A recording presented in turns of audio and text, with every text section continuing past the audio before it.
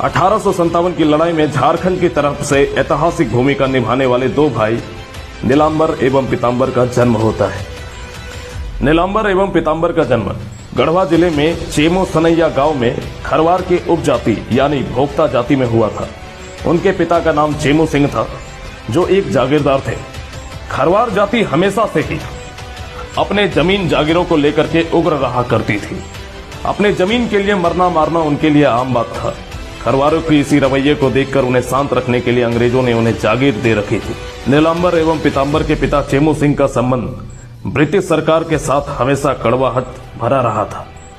वो जानते थे कि ब्रिटिश सरकार हमारी जमीनों को हड़पने और झारखंड वासियों का शोषण करने के लिए आई है।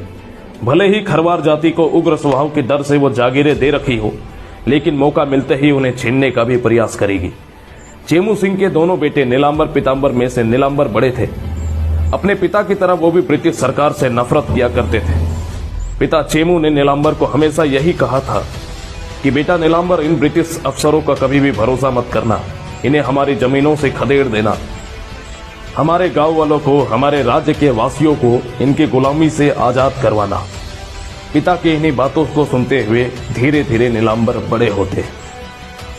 उन दिनों 1857 के विद्रोह से पहले कोल विद्रोह हुआ था, जिसमें नीलांबर एवं पीतांबर के पिता चेमू सिंह ने एक महत्वपूर्ण भूमिका निभाई थी। इस कोल विद्रोह में नीलांबर के पिता चेमू सिंह को अंग्रेज पकड़ करके जेल में डाल देते हैं, जहां पर उनकी मौत हो जाती है। पिता की मौत से नीलांबर अंग्रेजों के खिलाफ और ज्यादा क्रोधित हो जाते हैं, लेकिन उम्र कम थी तो क्या कर सकते थे।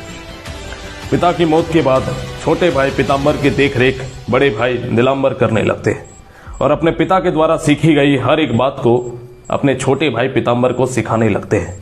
समय के साथ धीरे धीरे दोनों भाई बड़े होते हैं।